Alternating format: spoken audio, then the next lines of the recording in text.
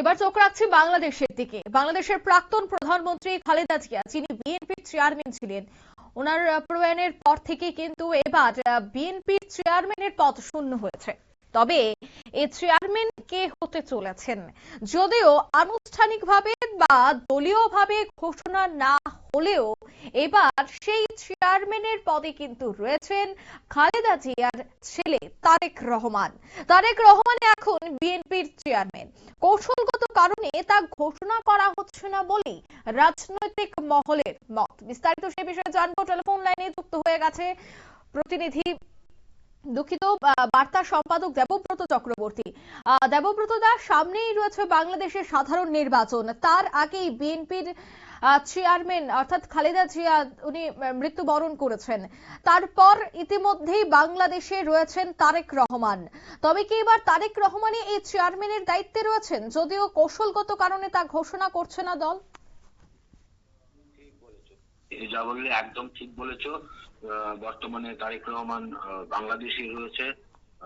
মায়ের অসুস্থতার খবর পেয়ে তিনি এসেছেন এবং ইতিমধ্যে খালেদা জিয়া প্রয়াত হয়েছেন। খালেদা জিয়া ছিলেন তোমার বিএনপির চেয়ারপারসন ছিলেন এবং তার মৃত্যুতে অবশ্যই বিএনপির যে চেয়ারপারসনের পদটি তা শূন্য হয়ে গেছে। দলটির গঠনতন্ত্র অনুযায়ী ভারপ্রাপ্ত চেয়ারম্যান তারেক রহমান স্বয়ংক্রিয়ভাবে তোমার এখন চেয়ারম্যানের দায়িত্বপ্রাপ্ত হয়েছেন।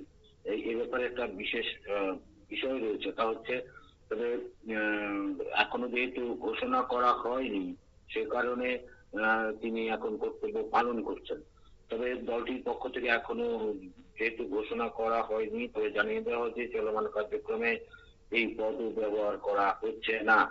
বিএনপির নীতি নির্ধারণী পর্যায়ের একাধিক নেতা কিন্তু বেশ কয়েকটি সংবাদ মাধ্যমকে জানিয়েছেন গঠনতন্ত্র অনুযায়ী তারেক রহমানই এখন দলের চেয়ারম্যান। তবে কৌশলগত কারণে তা ঘোষণা করা হচ্ছে না। খালেদা জিয়ার মৃত্যুতে পুরো দেশ এখন শোকার্ত। 3 দিনের রাষ্ট্রীয় শোক আজ শেষ হচ্ছে এবং দলীয়ভাবেও 7 দিনের শোক চলছে। এমন পরিস্থিতিতে স্থায়ী কমিটির আগামী সভায় এই বিষয়ে একটা চূড়ান্ত ঘোষণা হতে পারে বা প্রায় হবে বলে ধারণা করা হচ্ছে। বিএনপির প্রতিষ্ঠাতা নেতা তোমার জিয়াউর রহমানের মৃত্যুর পর খালেদা জিয়া দলটির হাল ধরেন। রাজনীতিতে যুক্ত হওয়ার 2.5 বছরের মধ্যে তিনি চেয়ারপারসন নির্বাচিত হন। সেই দায়িত্বের 41 বছর পূর্ণ হয় গত মে মাসে। এই দীর্ঘ সময় খালেদা জিয়ার নেতৃত্বে বিএনপি 3 বার বাংলাদেশের রাষ্ট্র ক্ষমতায় যায়।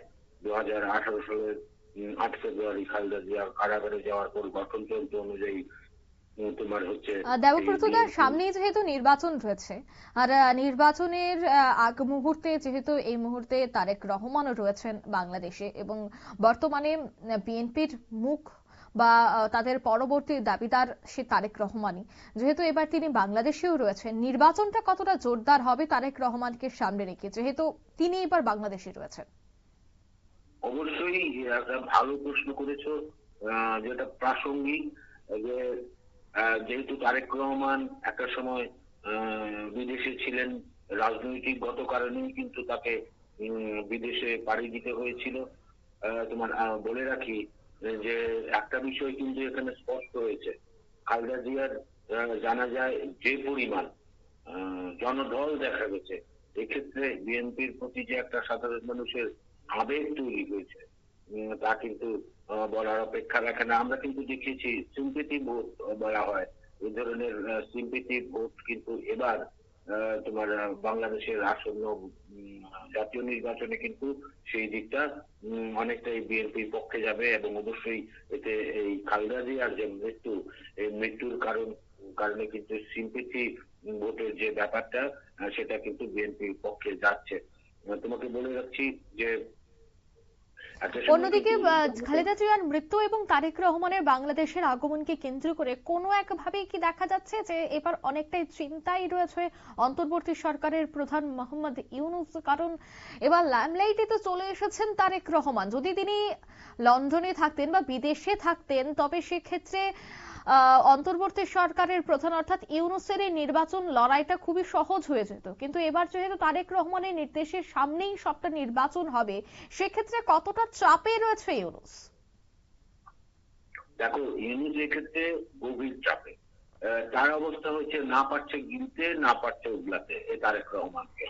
এবং এই কারণে ইউনূস যে সমর্থিত, তিনি তো তিনি তচ্ছন্নভাবে সমর্থন করছেন।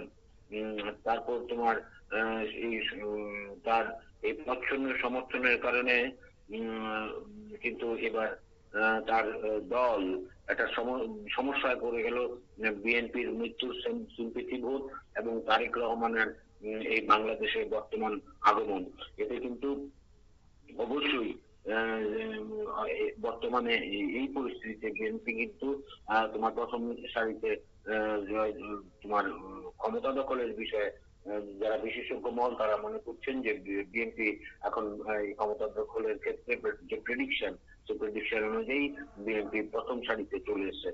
সুতরাং এক্ষেত্রে তোমার ইউনূসের না পছন্দ এই বিএনপি যে একটা কঠিন চ্যালেঞ্জ হয়ে দাঁড়িয়েছে ইউনূসের সরকারের কাছে, বর্তমান অন্তর্বর্তী সরকারের কাছে, তা কিন্তু বলাই বাহুল্য। একটা বিষয় তোমার মাথায় রাখতে হবে, বাংলাদেশের নির্বাচন কতটুকু গণতান্ত্রিক ভিত্তিতে হবে তা নিয়ে কিন্তু একটা সন্দেহ থেকেই যাচ্ছে। কারণ বর্তমান বাংলাদেশে এমন একটা অবস্থা, যদিও তোমার খালেদা জিয়ার মৃত্যুর পর থেকে এখন পর্যন্ত একটু শান্ত, তবে আবার কখন কি হয়, তাদের এই শোকের অবস্থা কাটিয়ে উঠলেই তারা আবার কখন উগ্র হয়ে উঠবেন। তারা তো ধর্মীয় ভাবেই কিন্তু এমনিতেই তাদের যে ধর্মীয় যে বার্তা, সেই বার্তাই কিন্তু তাদের অধিকাংশ ক্ষেত্রে উস্কে দিয়ে রাখে এবং উগ্র করে তুলতে সহায়তা করে।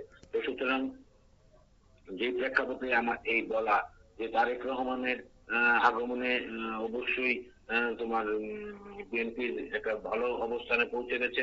এবং যে কথাটা আমি বলছিলাম যে নির্বাচন কতটুকু শান্তিপূর্ণ হবে সেই ব্যাপারে কিন্তু একটা সন্দেহ থেকেই যাচ্ছে। তবে যে জনবল দেখা গেছে, জনবল এবং জনঢল দেখা গেছে এই খালেদা জিয়ার জানাজায়, তখন কিন্তু তোমার একটা কথা সাধারণ মানুষ, বিশেষ করে যারা রাজনৈতিক বিশেষজ্ঞ মহল রয়েছেন, তারা কিন্তু স্পষ্ট মনে করছেন যে এবার ভোটে অবশ্যই তোমার বিএনপির পাল্লা ভারী। তবে এককভাবে কোন রাজনৈতিক দল এবার বাংলাদেশের শাসন ক্ষমতায় আসতে পারবে না বলেও কিন্তু একাংশ রাজনৈতিক বিশেষজ্ঞ মহল মনে করছেন। তবে অবশ্যই বলতে হবে, তুমি যে প্রশ্নটা করেছো যে তারেক রহমানের তোমার এই বাংলাদেশের বর্তমান আগমনে এই যে বাংলাদেশের অন্তর্বর্তী সরকারের যিনি প্রধান উপদেষ্টা ডক্টর ইউনূস, তিনি কিন্তু অনেকটা বিব্রত বোধ করছেন এবং অবশ্যই তিনি চাপে আছেন। একদমই, ধন্যবাদ। অর্থাৎ একদিকে বাংলাদেশের সাধারণ নির্বাচন, অন্যদিকে খালেদা জিয়া অসুস্থ, যার জন্য বিএনপিতে চেয়ারম্যান থাকার পরেও তিনি দলে সঠিকভাবে তার সময় দিতে পারছিলেন না। এবার যেহেতু তারেক রহমান চলে এসেছেন বাংলাদেশে, তাই তারেক রহমানের নির্দেশে যেভাবে বিএনপির নেতৃত্বরা কাজ করবে বা আগামী দিনে দলকে শক্তিশালী করতে যে ধরনের সভা বা কর্মসূচি করবে, তাতে যে এবার বাংলাদেশে বিদায়ের ঘণ্টা বাজতে চলেছে ইউনূসের, তা আখেরেই বুঝতে পারছেন ইউনূস। তাই এবার ভোট গণতান্ত্রিক হবে নাকি জোর চাপাচাপির ভোট হবে সেটা অবশ্য সময় বলবে, এবং জনতার রায় কি থাকে সেটাও সময় বলা যাবে। নিয়ে নিচ্ছি ছোট্ট একটি বিজ্ঞাপন বিরতির, সঙ্গে থাকুন।